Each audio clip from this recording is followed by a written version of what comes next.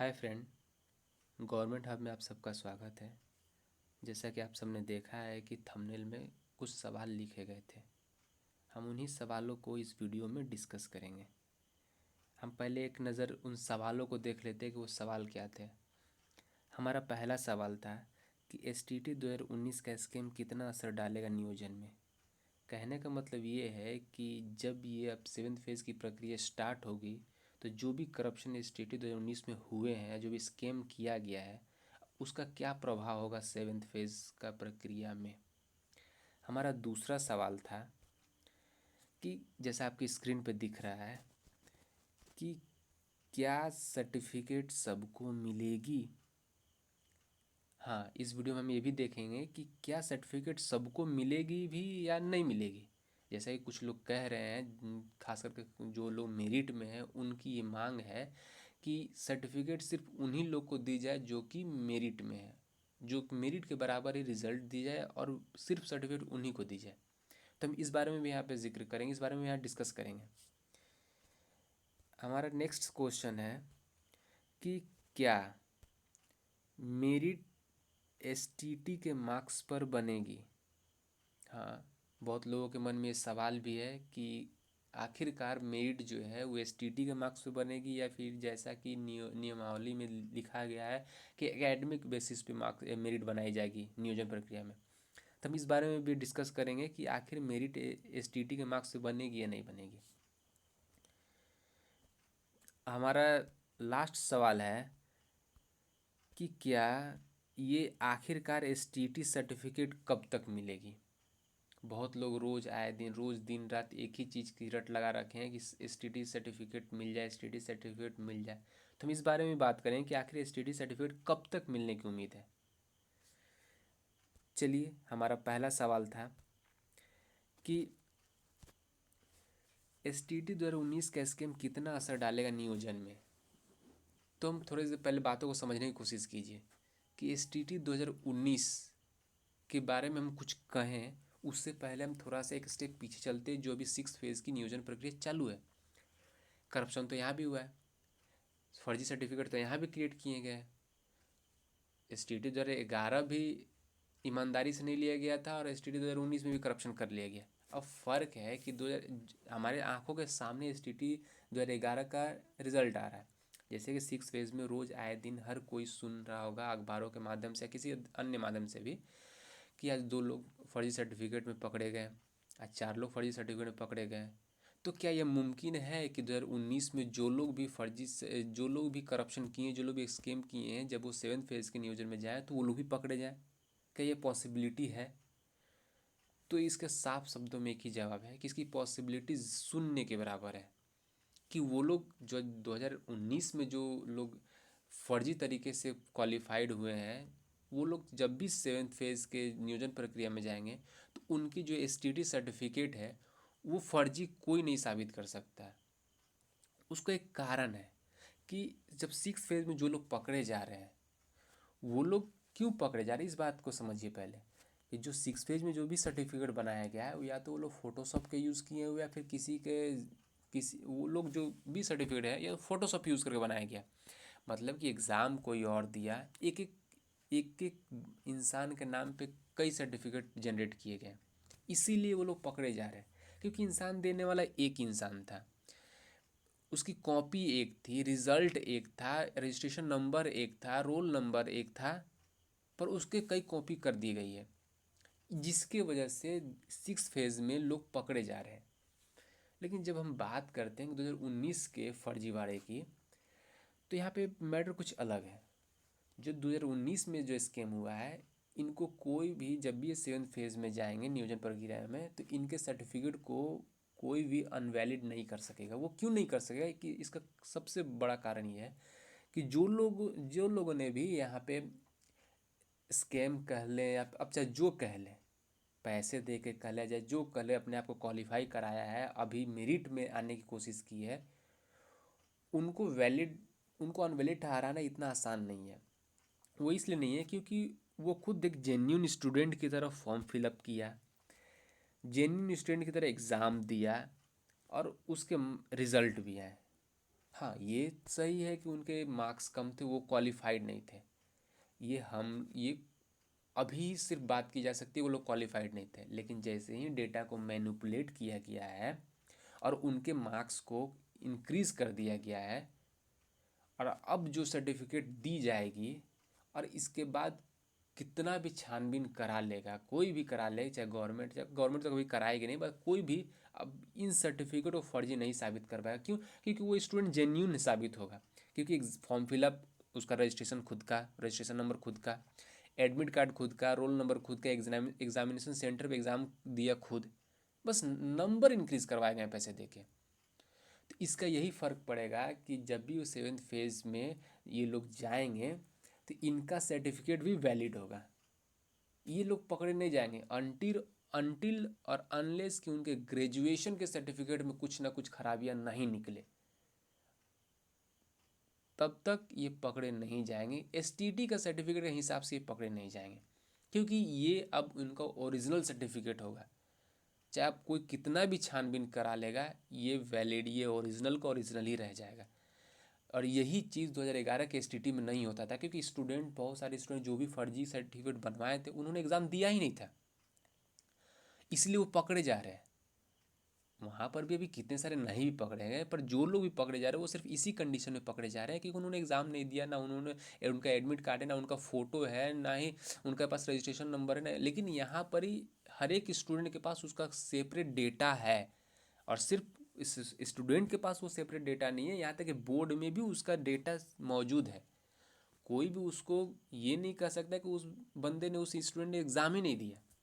इसी इसी के तहत जो एस टी टी 2019 का स्कैम है, वो यहाँ के जो जेन्यून स्टूडेंट है उसके ऊपर एक महामारी से कम नहीं है। क्योंकि जो भी जेन्यून स्टूडेंट, उनके मार्क्स बहुत ही कम है, पर जो भी फर्जी तरीके से आए हैं ऊपर, उनके मार्क्स बहुत ज़्यादा है। जिसके वजह से नियोजन प्रक्रिया में जब भी वो लोग जाएंगे तो जेन्यून स्टूडेंट पे एक महामारी की तरह होंगे वो लोग। चलिए, हमारा दूसरा सवाल था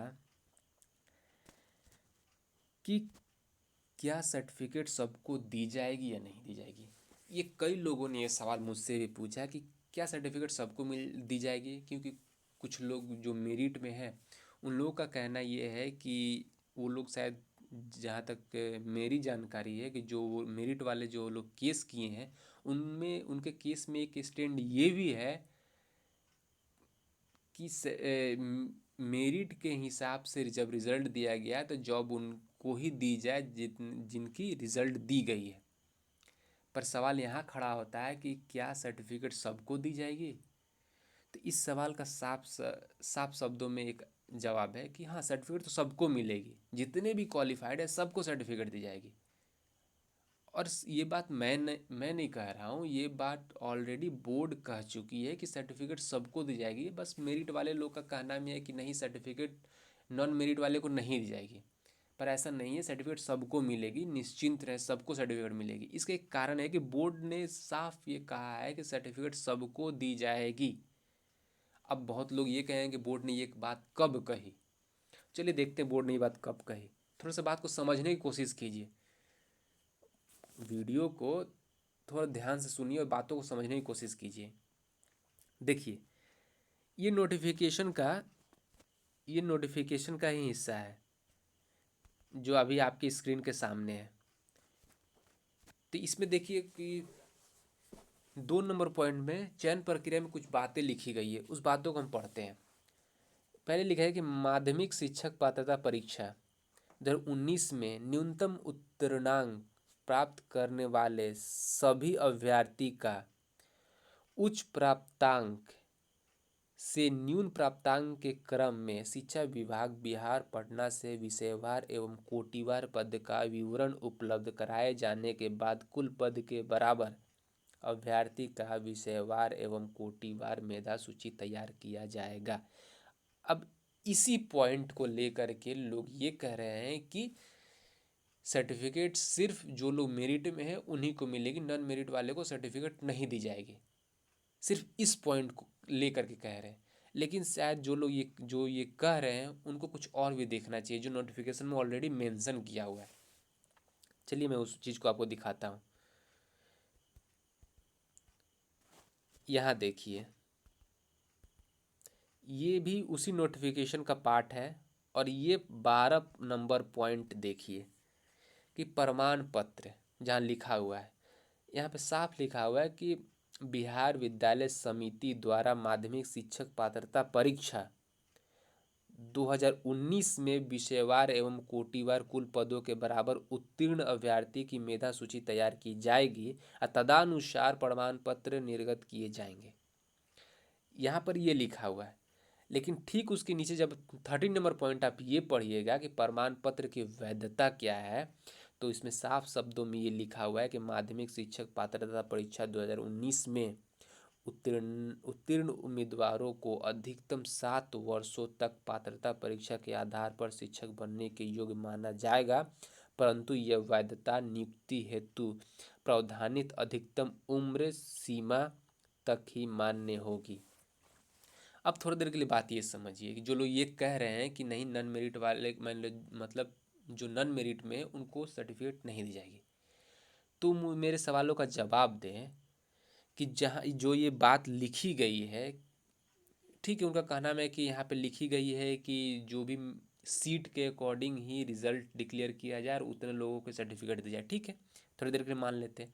पर कोई ये मुझे बताया कर कि जो ये 13 नंबर पॉइंट में लिखी गई है कि उत्तीर्ण उम्मीदवारों को अधिकतम 7 वर्षों तक पात्रता परीक्षा के आधार पर शिक्षक बनने का योग्य माना जाएगा, तो थोड़ी देर के लिए ये बताइए कि जब जितने सीट हैं उतने ही रिजल्ट दी जाए और उतने लोगों को ही सर्टिफिकेट दी जाए, और जब जितने सीट है और उतने लोगों को सर्टिफिकेट दी जाएगी तो सबके सब तो एक फेज़ में जॉब ले लेंगे। लेकिन जो ये बात लिखी गई है कि आने वाले 7 सालों तक वो टीचर बनने के काबिल होंगे जो भी उत्तीर्ण अभ्यर्थी है। तो कोई ये बताए आकर कि जब जिनकी जॉब ऑलरेडी हो गई है, अब अगर उसके बाद किसी को सर्टिफिकेट नहीं दी गई, तो फिर ये आने वाले फेज़ में टीचर की वैकेंसी के लिए कौन अप्लाई करेंगे? क्या जो जिनकी जॉब ऑलरेडी हो गई वो दोबारा अप्लाई करेंगे, या फिर एजुकेशन मिनिस्टर आकर खुद अप्लाई करेंगे कि जो भी बचा हुआ फेज़ है वो खुद सारे फेज़ के लिए अप्लाई करेंगे? जब किसी को सर्टिफिकेट दी ही नहीं जाएगी तो कोई अप्लाई कैसे करेगा?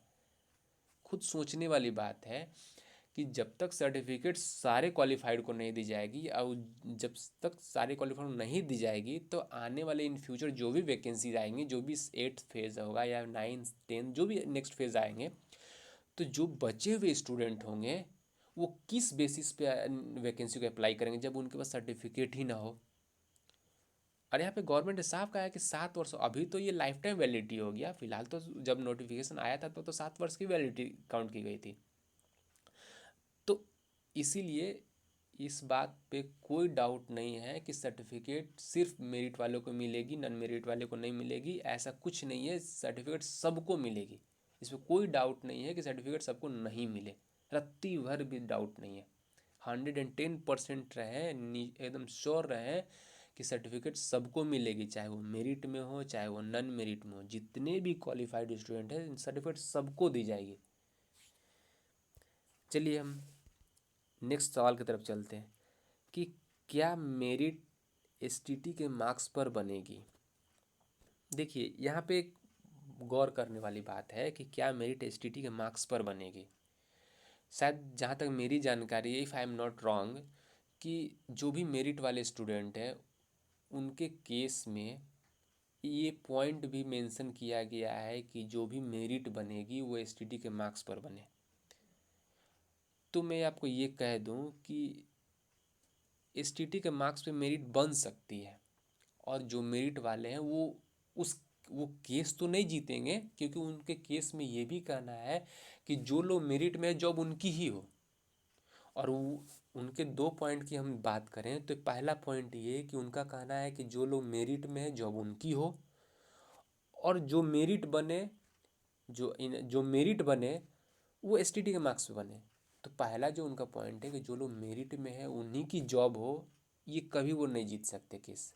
इस पॉइंट पे तो कभी नहीं जीत सकते वो, क्योंकि मेरिट जो बनी थी वो खुद अनऑथराइज्ड थी। कोई भी मेरिट बिना डॉक्यूमेंट वेरिफिकेशन के नहीं बनाई जा सकती, बिना कैटेगरी के कट ऑफ के नहीं बनाई जा सकती।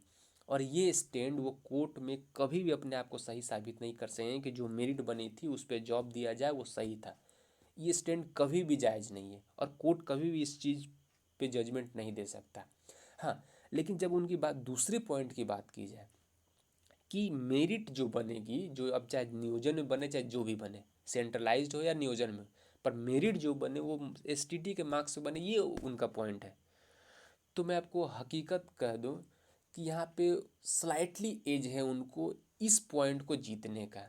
हाँ, भले वो केस हार जाए लेकिन अगर उनका लॉयर सही हुआ तो ये पॉइंट पे वो कोर्ट का ऑर्डर ले सकते हैं कि ठीक है, जो भी मेरिट बनेगी एसटीटी के मार्क्स बने, ये पॉइंट पे वो जीत सकते हैं। वो मैं इसलिए कह रहा हूँ कि एक एक साफ शब्दों में एक समझिए कि एसटीटी के मार्क्स पे अगर मेरिट नहीं बने और एकेडमिक मार्क्स में अगर मेरिट बनती है तो क्या होगा। आखिर एसटीटी के मार्क्स का वैल्यू क्या रह गया, एसटीटी आखिर एसटीटी एग्ज़ाम कराया ही क्यों किया गया। शायद एक एफिडेविट में जबकि बोर्ड ने खुद कहा था कि ये जो एसटीटी है पिछले एसटीटी से कहीं डिफर है क्योंकि ये अच्छे क्वालिटी के टीचर को हायर करने के लिए ली जा रही है। तो मुझे ये बताया कि अच्छे क्वालिटी के टीचर हायर करने के लिए एसटीटी का मार्क्स ही मैटर करता है, क्योंकि जो भी अच्छा क्वालिटी का टीचर होगा वो यहाँ पे अच्छा स्कोर किया होगा, ना कि उनके एकेडमिक बेसिस का स्कोर उनको आइडेंटिफाई करता है कि वो अच्छे स्टूडेंट है, अच्छे क्वालिटी है उनमें या नहीं। क्योंकि मान के चलिए कि 10 स्टूडेंट एसटीटी का एग्ज़ाम दिए हैं, 10 स्टूडेंट 10 स्टेट से पढ़ के आए हैं, चाहे कोई बीटेक करके आया, कोई एमसीए करके आया, चाहे कोई भी कुछ कोर्स करके आया, तो कोई भी ये कह सकता है कि 10 स्टेट की यूनिवर्सिटी का एग्ज़ामिनेशन पैटर्न से लेकर के मार्किंग मार्किंग पैटर्न तक इक्वल हो। ये कभी नहीं हो सकता कि 10 यूनिवर्सिटी का examination pattern, level of examination और level of marking in the examination similar हो। ये कभी नहीं हो सकता।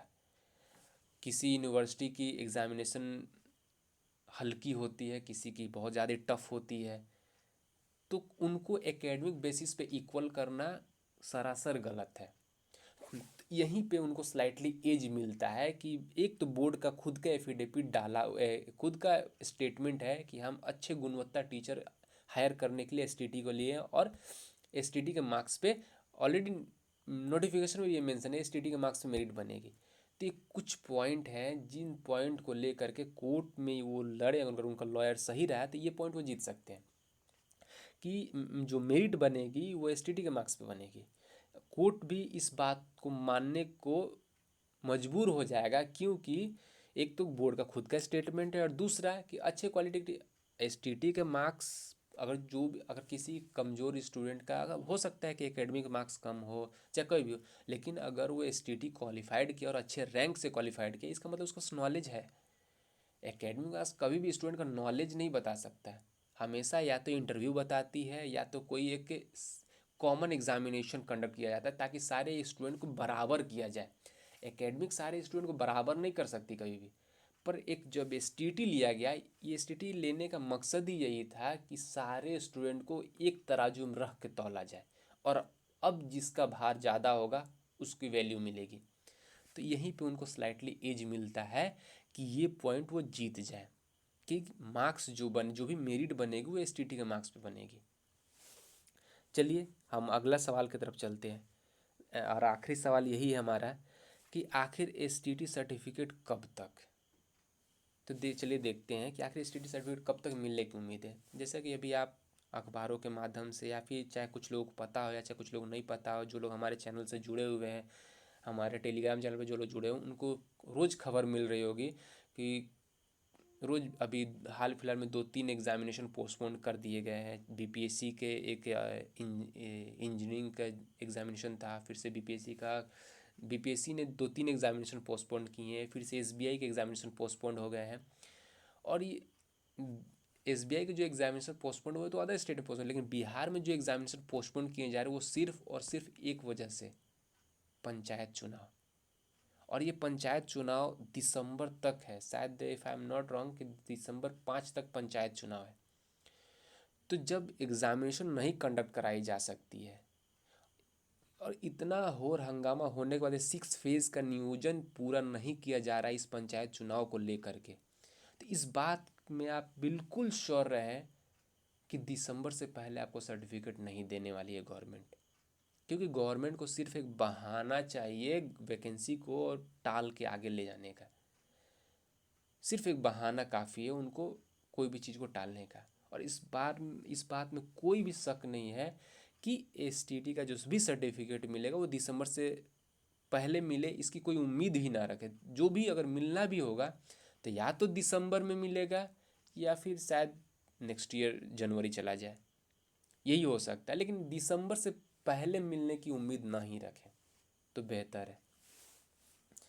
चलिए आज का सवाल यहीं ख़त्म करते हैं, फिर हम आपको अगले वीडियो में मिलेंगे आपके कुछ अन्य सवालों के साथ। किसी का कोई सवाल हो तो कमेंट बॉक्स में कमेंट करें। जो लोग सहमत हैं, जो लोग नहीं सहमत हैं, अपने राय आप कमेंट बॉक्स में ज़रूर दें। तब तक के लिए शुक्रिया।